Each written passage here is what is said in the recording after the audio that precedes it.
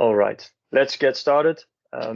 Experience has learned us that it's quite normal for lunch webinars to start a bit later because people have to prepare their lunches and can't be here exactly from the get-go, but that's no problem. As people are going to enter the call, we'll just continue our story. First of all, again, to those who just joined us, welcome to this joint webinar by SRC and SIRMA. You'll get to learn about what we do individually as companies, but more importantly, you'll learn about what we are developing and what we are working on together, and how we are taking steps to use data as the source for sustainable transition. More specifically, how our customers use data as a source for sustainable transition. Obviously, we'll be speaking extensively about the digital product passport and SRC PIM. And I'm going to start by giving you a short overview of what we'll be talking about for the upcoming hour. The welcome is obviously, that box is already ticked, so we can skip that. Right after we go through this agenda, I'm going to be speaking about what SIRMA does, what our company does, what a DPP is, a digital product passport, the challenges that companies face in this transition to more sustainable practices, but also what the opportunities are. And I'll be speaking about C-Passport, which is the digital product passport that we developed as a company. Next up, I'll give the presentation to Tim from SRC. He'll be speaking about the product information management systems, what they are and how you can use them as a company.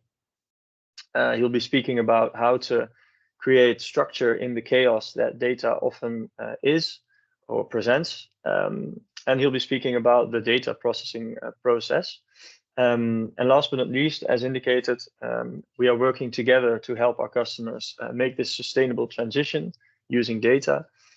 So we'll speak about what this looks like in practice, and we'll give a short demo as well, so you can see how it works. Right.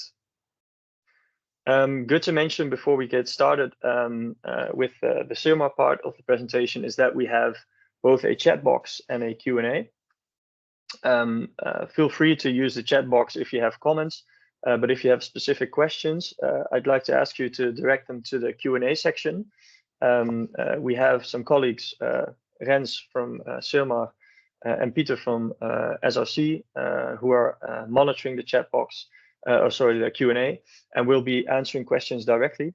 And they'll also be gathering some relevant questions for us to discuss at the end of the webinar. We hope to end a couple minutes before the end of our lunch break at 1 o'clock. So we'll have some room to dive into some deeper questions that might be relevant for all of you. So know that you have the possibility to do so. All right, the digital product passport and PIM. The reason why we are in this webinar, the reason why you joined us to learn something today.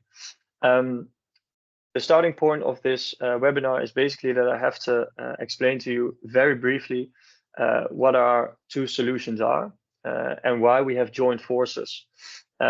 First off, we had a solution which is called C-Passport, a digital product passport, in which we record material composition and impact of products, which is used as a communication and sales tool and as input for reporting.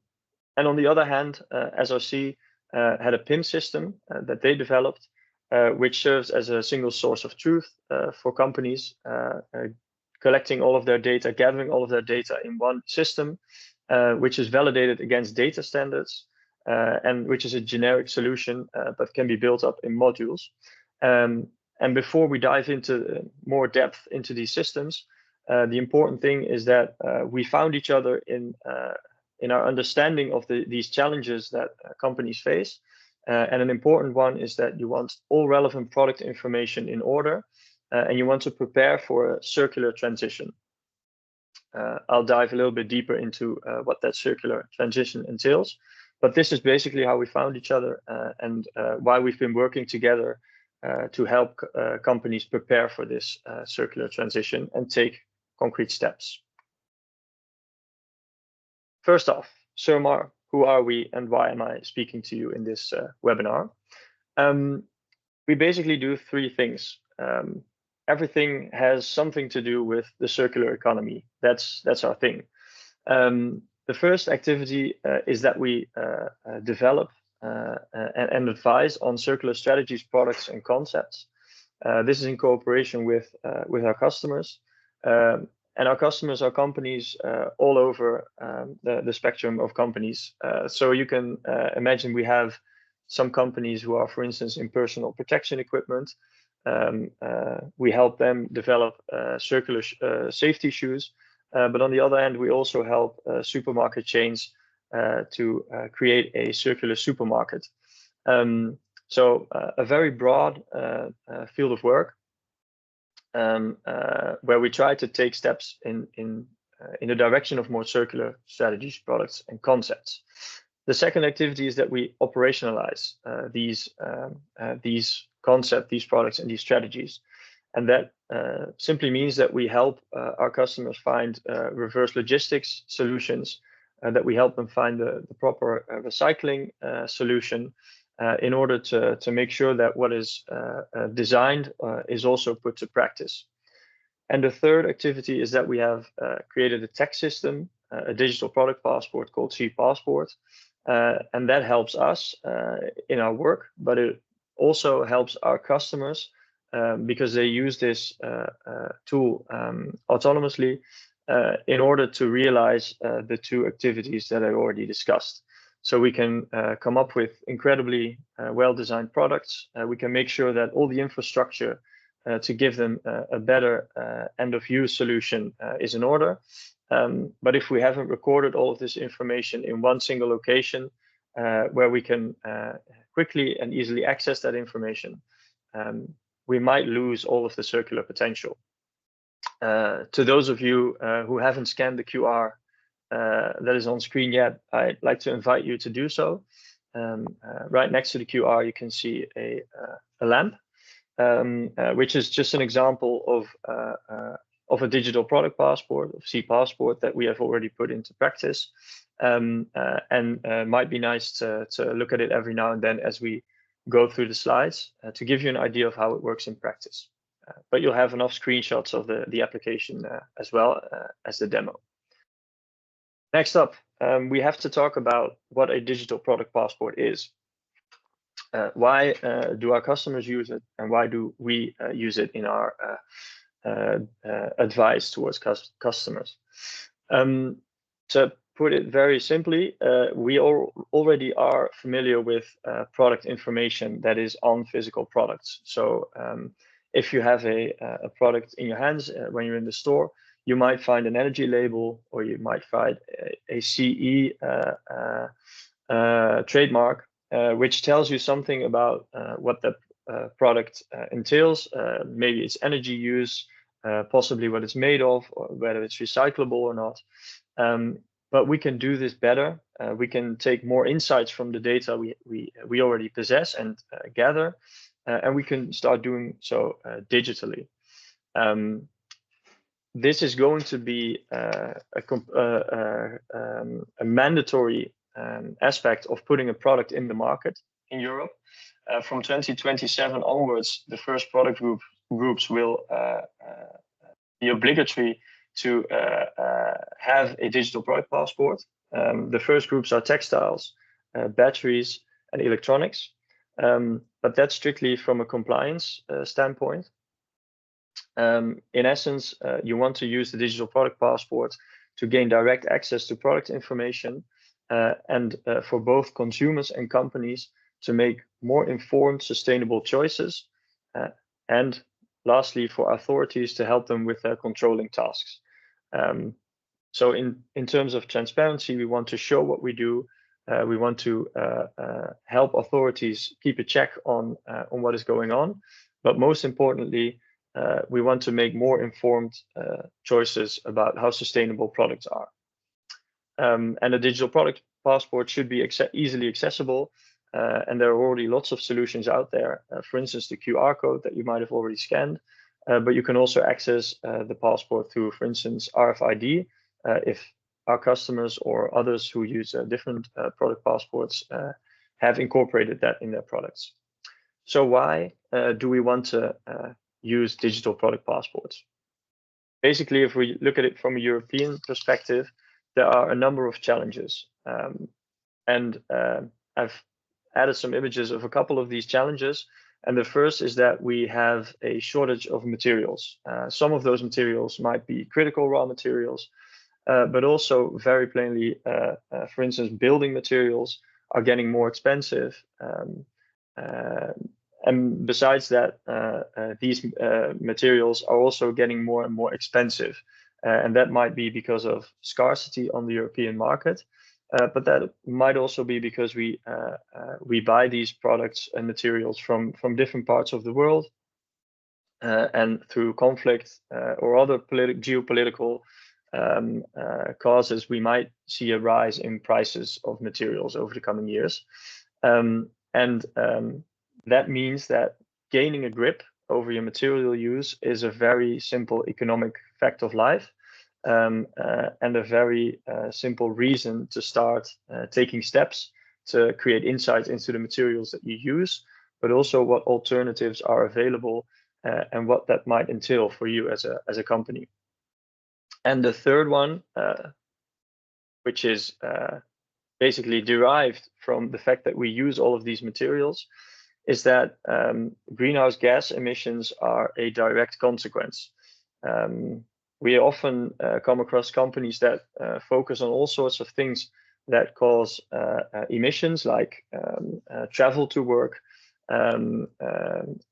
Maybe they want to add solar panels to their production factory, and all of those things are incredibly important.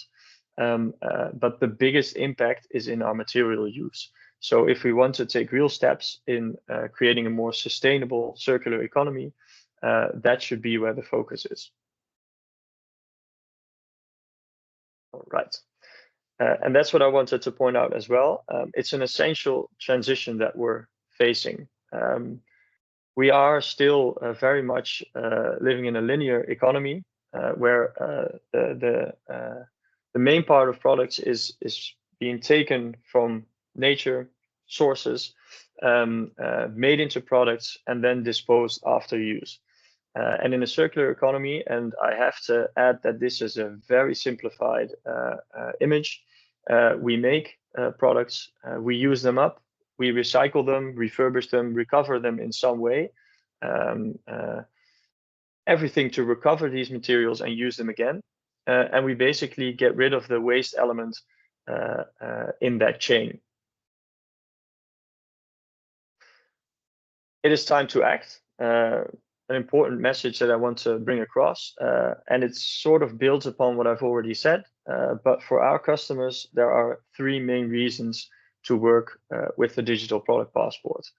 And the first one, like I said, is to gain grip on the material use. So they want to know what materials they are using, and in order to gain grip of the kilograms, the number of materials that they're using, they have to start recording this on a product level, and then expand this to their to all of their activities.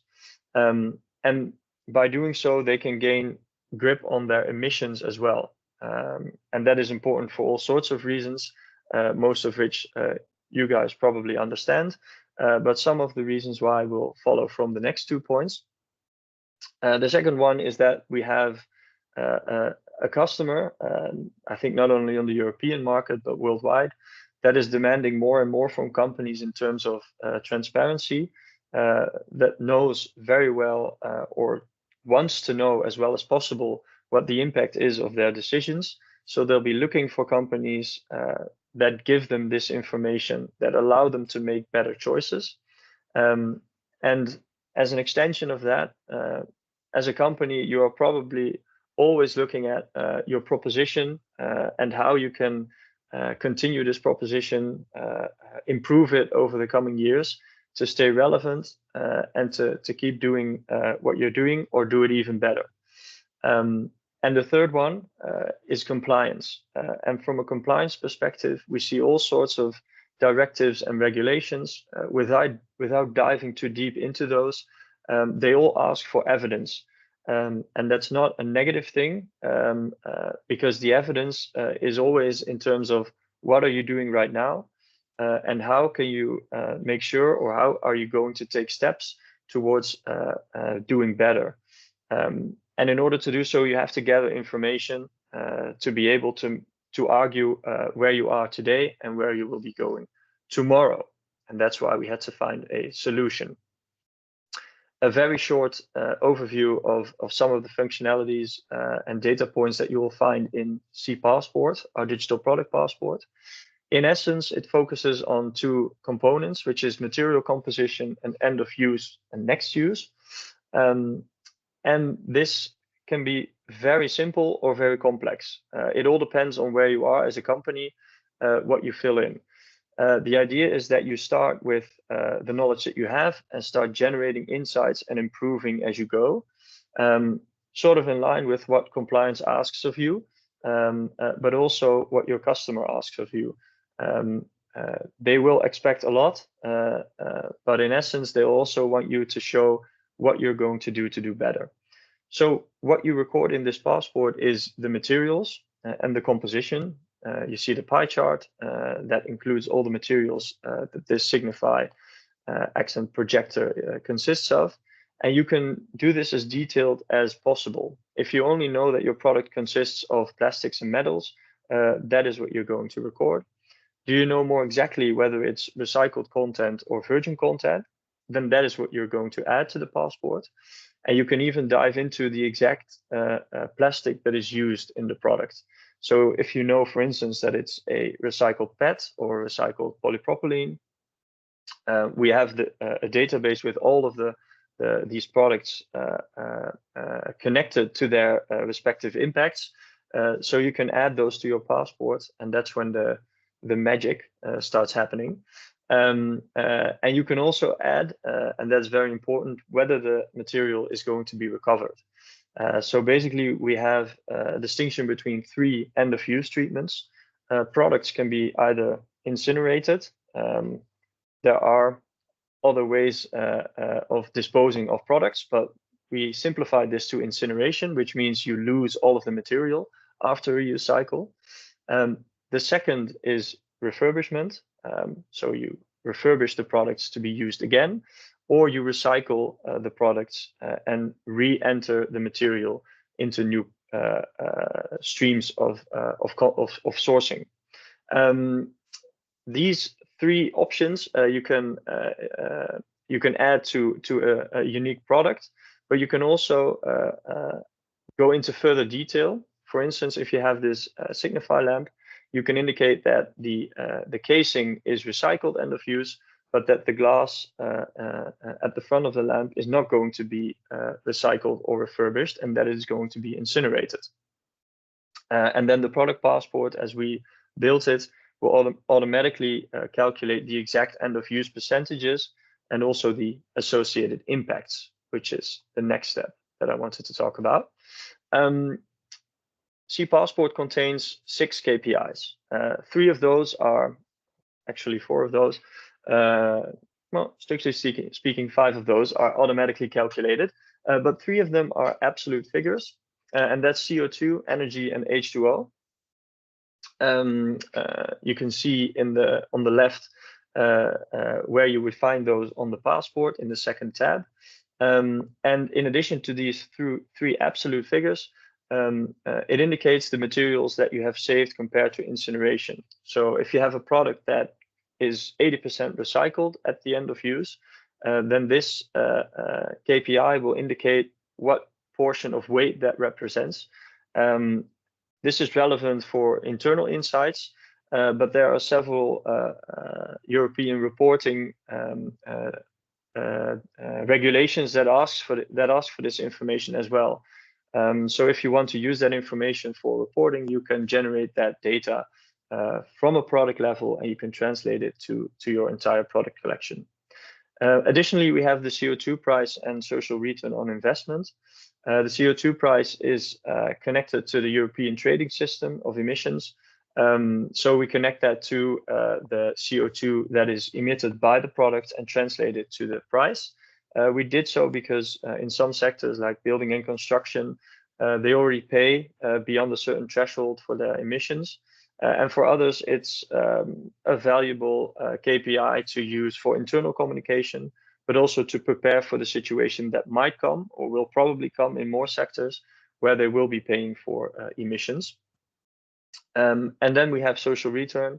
That's not something we calculate, but our customers can record the social return that's in their processes. For instance, people with a distance to the labor market who help creating safety shoes. You can express that in minutes per item sold on the product as well. And then the last thing I wanted to talk about very briefly on the KPIs is that there's always the first question that you would have to ask if you see any number that speaks of CO2 emissions or water use or energy impact. Your first question should be, what scope did you apply? So which parts of the chain did you include in your calculation? And for us, the standard calculation scope is LCA plus, which translates to cradle to cradle, which is more familiar to most people.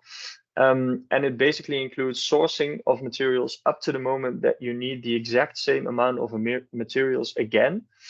That can be in the same use cycle. So that would mean that, for instance, the plastic would be used for another Signify lamp, or in a different use cycle. So the plastic might be recycled and used for a different application. So it's taken up in different plastic streams. We would argue that both are fine, but you want to express the impact of doing so. Because if you start comparing products that you did find a good end-of-use solution for with products that are, strictly speaking, linear, so that are incinerated end-of-use, the positive effect is only expressed in that next use cycle. Because we understand that throughout different sectors, there are different scopes that you might calculate with, or perhaps that might be asked by controlling bodies, or for instance, in tender situations, you might want to calculate a different scope. So what we have included in the passport is that you can choose whether you calculate cradle to gate, cradle to grave, or cradle to cradle, LCA plus. So you can determine on a passport level what scope you want to calculate with. Then, information for all stakeholders. What role does this passport play throughout the supply chain? As I already mentioned, we need to make sure circular products come to fruition, and we can only do so if we add end of or use information for the customer and for other players in that supply chain. By doing so, the passport has to be more than just a label or a PDF file. It has to be digital transparency of what you have organized and what you haven't organized. So the idea is that you connect it to the physical products and perhaps to your online channels, and that you add all the relevant information that, for instance, the end customer needs to make sure this product is going to be recycled, to make sure that it is properly disassembled, perhaps to assess whether this product is even fit to be returned and recycled, but also when it arrives at a reverse logistics provider, that it can understand where it has to direct the product, what recycling solutions are available, and perhaps even what next use solutions are fit for this material and product. And that is very simple through either QR codes or other identifiers. And that means that you have direct access either on a phone or a tablet, whatever device you want. The idea is that we create transparency throughout that supply chain. Then we arrive at the last slide that I wanted to talk about in terms of the SIRMA part of this webinar, that we are now facing a challenge. We already have quite a few customers who use a lot of digital product passports. It varies from small companies who use just a couple to companies who are already using hundreds or thousands of passports. But if we want to make this a tool in which we can facilitate scaling up and enlarging the insights that we gather from our available data, we have to start connecting to systems, to other systems that, for instance, have input data that is valuable for us. Additionally, we want this to be a live document, and that means, on one hand, that you don't just create a PDF file with some information, but that you also have a tool where you can add information that also has an impact on for instance, the emissions that come from a product.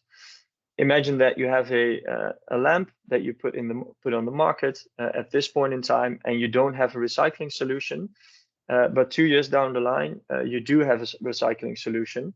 In a linear economy, it would be pretty difficult to fulfill that circular potential because you lose the connection with the end customer that uses the product.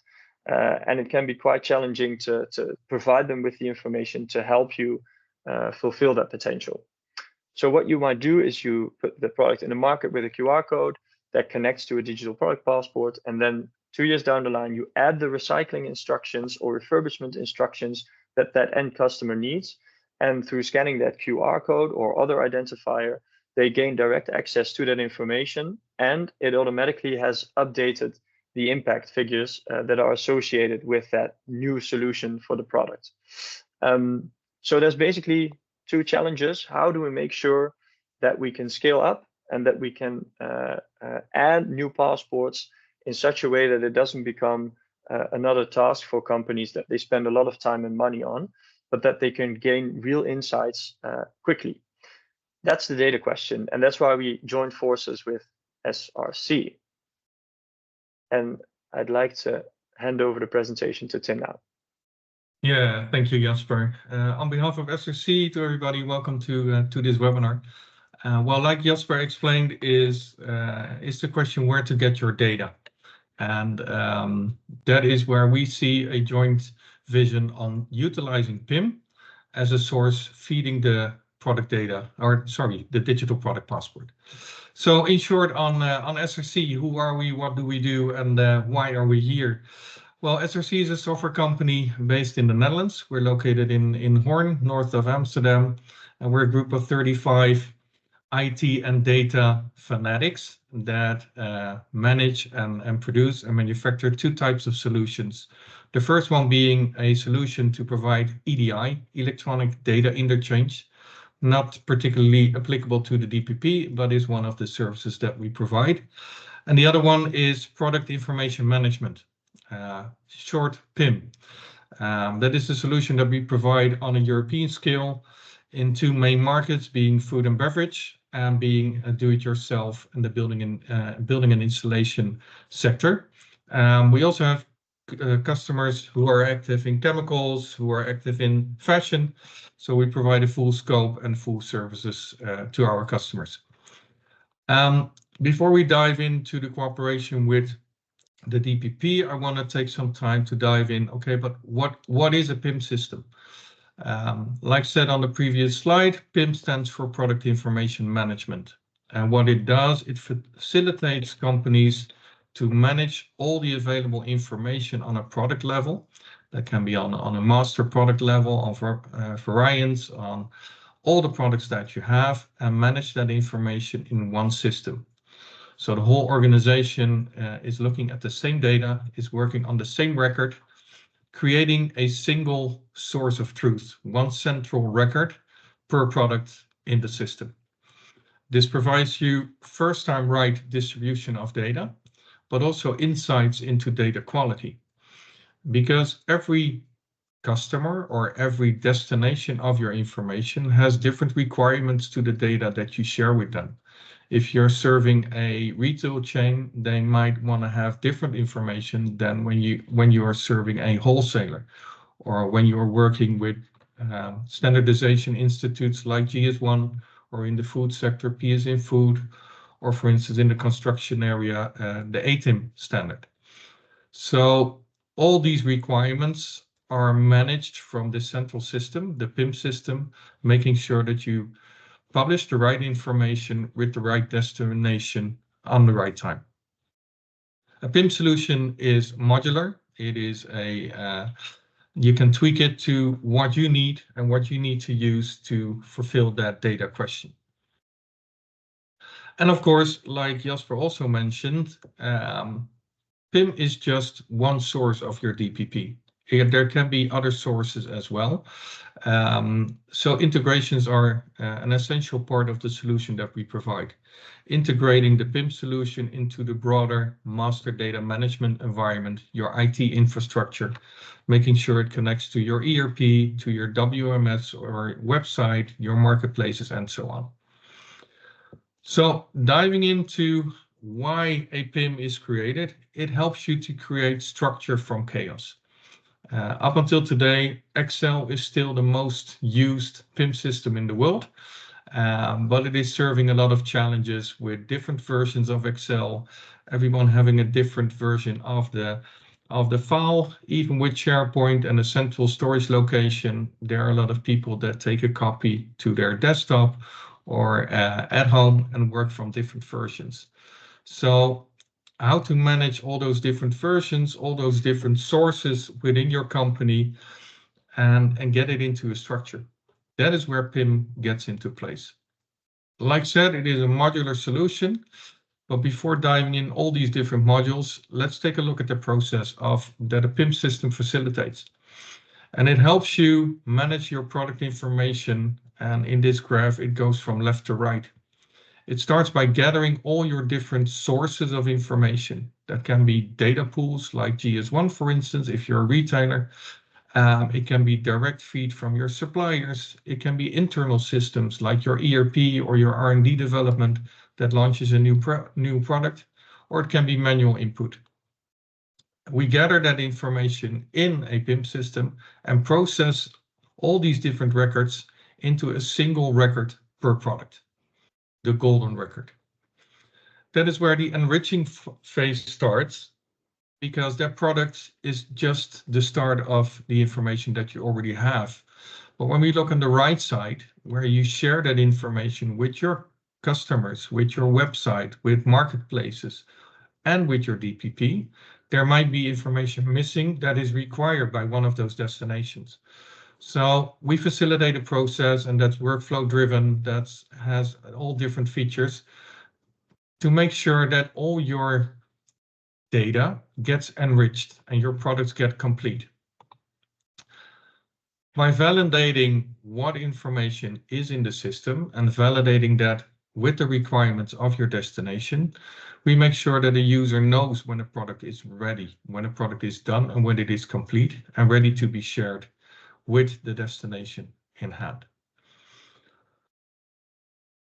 That is the process, and I make it really simple and really small, but in essential, that is the process that a PIM facilitates. As you can see on the top of this graph, there are a lot of functionalities that you either use or do not use. For instance, I want to highlight a few. Top left, a supplier portal, for instance, is not for everybody applicable. If you're a manufacturer yourself and you're not working with any suppliers, you don't need that portal. But you do handle raw materials. And especially in light with the DPP, you need to know what the origin of those raw materials are. Where are they harvested? How are they harvested? What was the CO2 imprint to do? So by implementing a portal, even your raw material suppliers, your co-producers, your half material producers can provide you the information according to your needs and standards directly into your PIM system. The workflow on the process tab helps you to facilitate that process through your organization, providing that every department coming from logistics, procurement, sales, marketing, everybody knows exactly what to do and gets the task in their box when applicable. But like I said, in the end, you want to feed your DPP with the correct information, and the system provides you a tool to manage that and provide this as an input for the DPP in cooperation with additional sources when applicable. But we always say the proof is in eating the pudding. So let's dive into, okay, what is that chemistry between DPP, as Seymour explained, and SRC, and how does that work in practice? So I'll hand over to my colleague Tyler to provide you a short demo on how this works. Thank you very much, Tim. I will quickly share my screen and I'll start the presentation.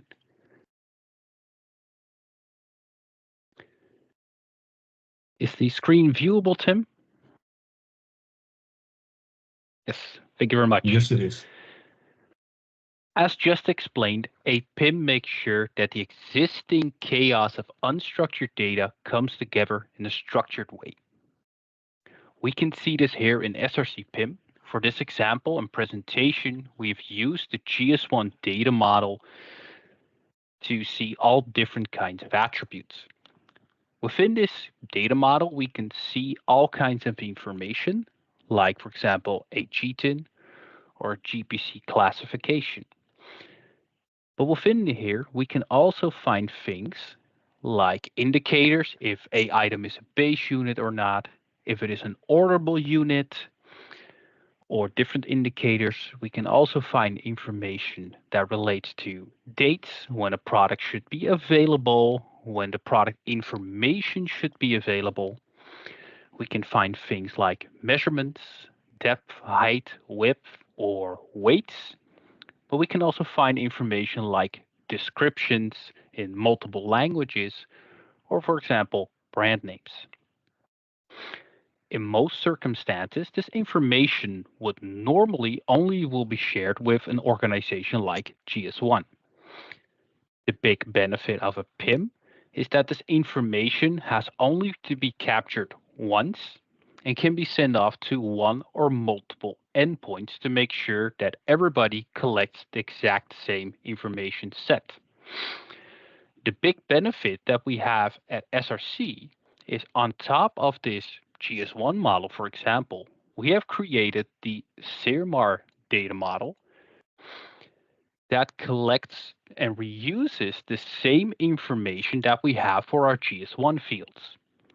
What we have here in our data model are the attributes and the layout that are exactly the same as on the SIRMAR and cPassport website. This means that if you complete the GS1 variant of a field, for example with ABC, the SIRMAR variant also contains the value ABC and not EFG. This to make sure that we have one golden record and exactly the same information that everybody receives at each destination. Also, we can validate data based not only on maybe the GS1 standards, but also the rules and regulations that SIRMAR have for creating a product passport. For example, we can see here that product name is mandatory to fill in and is marked in red to make sure that we complete this information before we send that data off to become a product passport. So what we can do with the big benefit of SRC PIM is, if I would click on the name here, it immediately takes me to that field that I exactly need to complete my data. So in this case, I would add a product name. I'll press save. And I can see at the hand of the green check mark that our product is now complete and is ready to be sent off to become a digital passport. Well, before we do that, we want to make a quick double check to make sure that our information is exactly the same as on our GS1 fields. For example, we can see here weight is 0.98 kilograms. If we have a quick look in our GS1 variant of the exact same attribute, we can see that the gross weight is exactly the same. We can also see that our materials have been filled in based on the GS1 versions of the same fields. So now we are sure that all the information that we're able to collect from the PIM system, we're able to send off to SIRMAR to create a digital product passport. So how do we send off our data to SIRMAR? We can do that in two ways. We can do it via bulk operations run on a schedule that the system automatically indicates a new record or a change record that has not yet been sent to CIRMAR and send that data off on a fixed schedule in bulk. Or we can do a quick manual send off of the data. How we do that is we gonna select our item based on a search filter. And we're gonna, on the top of the screen here, press synchronize. We're gonna confirm our sending of the data. We say synchronize. We see the progress bars running. And then we see the number 1 popping up. That means we have one unread message in our PIM. And we can see our synchronization to CIRMAR was successfully finished. So now we know we have sent off our data to CIRMAR. So the next step is we're going to look at how the data looks on the cPassport website. And I will give the hand over to Jasper to show you how that looks. Thank you very much. Yes, thank you, Tyler. Yeah, I'll take over from here because what we see here is the data that was sent by SRC PIM. And basically, what we need to create a passport are a certain number of data points, as Tyler already explained. And of course, not every company has all of the data that you could fill the digital product passport with. But the important thing here is that you can have the basic data set that is necessary to create a first passport version, and then you can start supplementing, and you can automatically update that information from what you have recorded in your PIM system. So that just to understand that there's not a that everybody has a different starting point. Not everybody has as detailed information readily available. Before I'm going to navigate through the passport very quickly, I'd like to show that within the presentation we already gave, there was a bit of a different look and feel to the passport than you see here. And that's for a very good reason, because what you're looking at right now is the internal version that our customers use.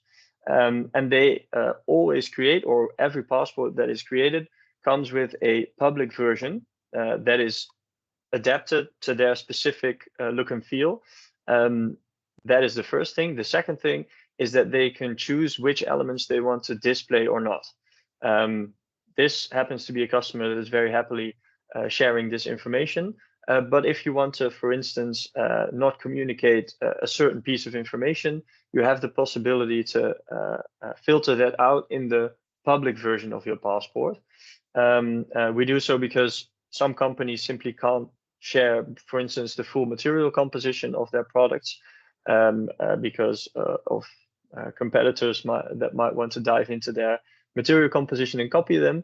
And for others, it's simply a matter of this is not relevant information for my customers.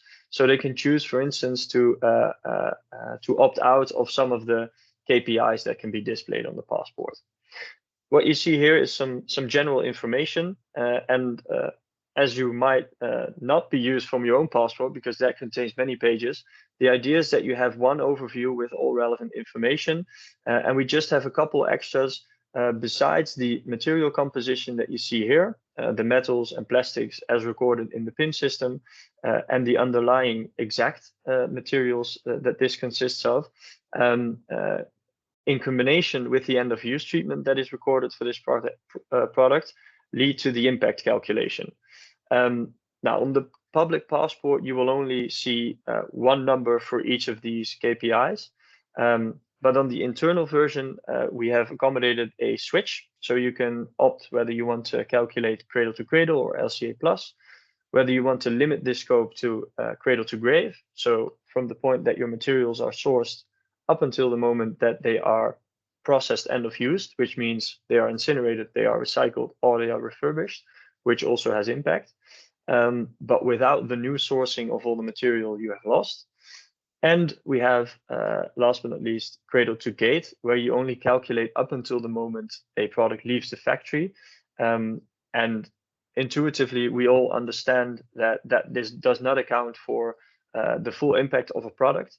And especially if you compare a circular product, so something that can be easily recycled or refurbished, with a product that is always disposed end of use, this simply doesn't represent the full benefit of circular products, which is why we always advise our customers to go for LCA+. But you can choose whether you want to communicate LCA+ or a different scope on the public passport.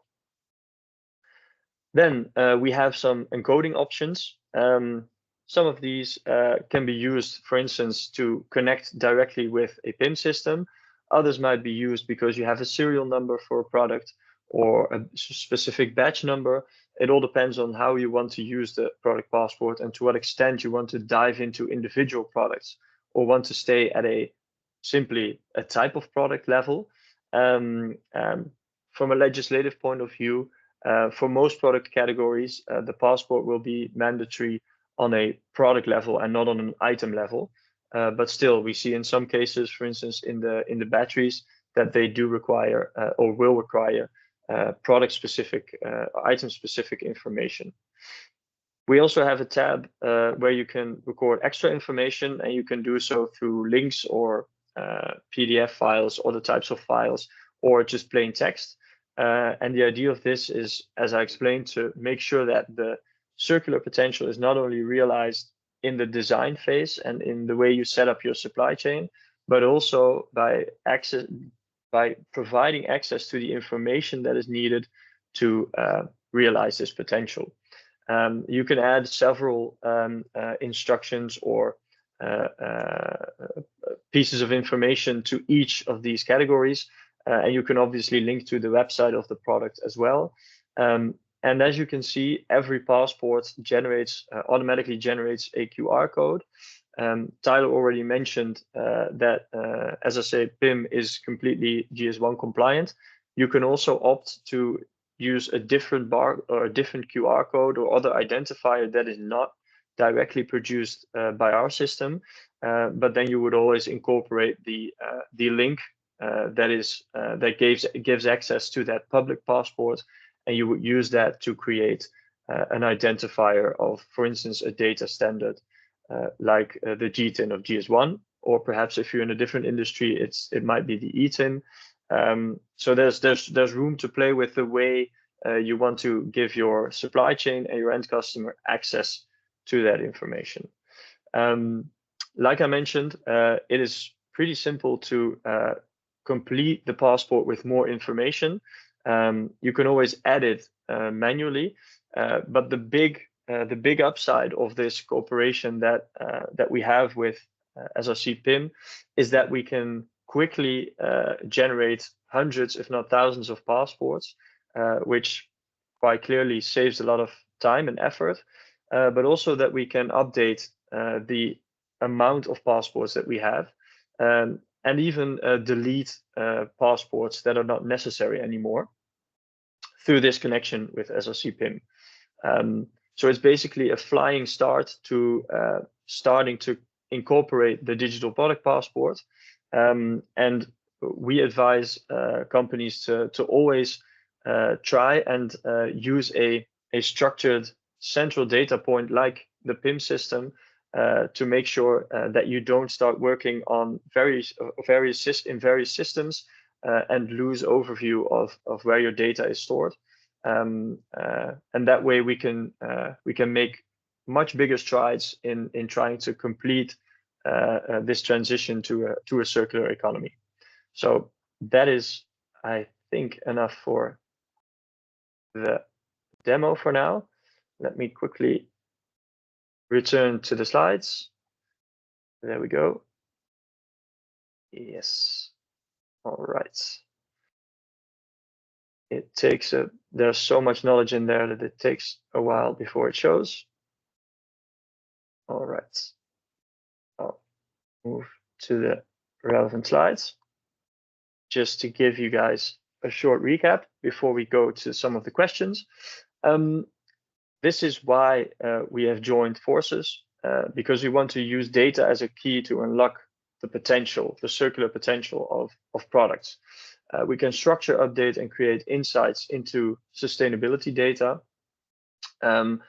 We can connect cPassport and the PIM system by SRC based on data standards and make sure that we can make live changes, have our data in order, and create insights that provide not only better options to make sustainable choices for our customers, but also for the companies that use this digital product passport and the PIM system.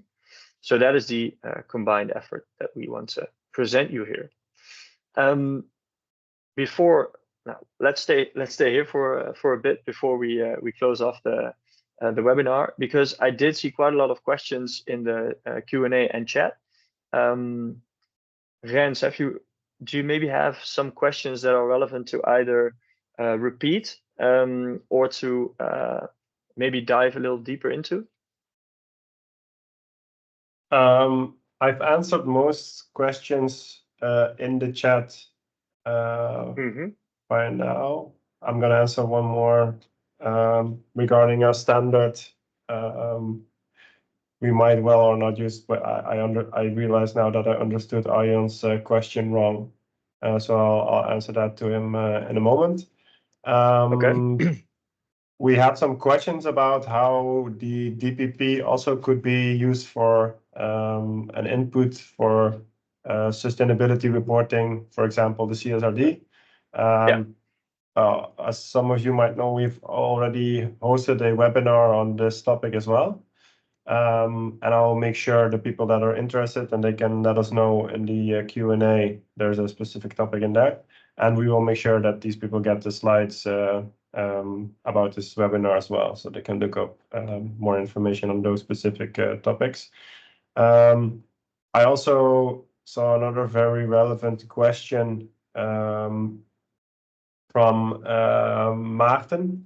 He asked if developing a blockchain network would also be a plausible option to build a digital product passport to guarantee higher transparency on data that we are collecting from suppliers that make the DPPs themselves. And yes, this would be very beneficial to do in the future. As of now, we don't have the capacity to create a blockchain ourselves, but that is a technology that we're looking into and I find very interesting. And we will watch closely how the market on the use of blockchain in regarding to DPP will develop, and see if we can jump into that specific topic in the future. Yeah, maybe as an addition to that, Rens, is that blockchain technology is applied in certain fields of play, and we won't be doing everything. So yes, we can apply blockchain technology, but the question should always be, what are we using it for? And one of the things that we will do in the future is connect to tracing systems, and that sort of systems are much more relevant to connect with and to apply blockchain technology to, because our digital product passport is based on material composition and end of use, and that doesn't require blockchain technology because we take our data from a verified source. And it doesn't involve steps in the supply chain that have to demonstrate where a product has been. But if we start connecting to tracing systems, that kind of technology will start playing a role for us as well.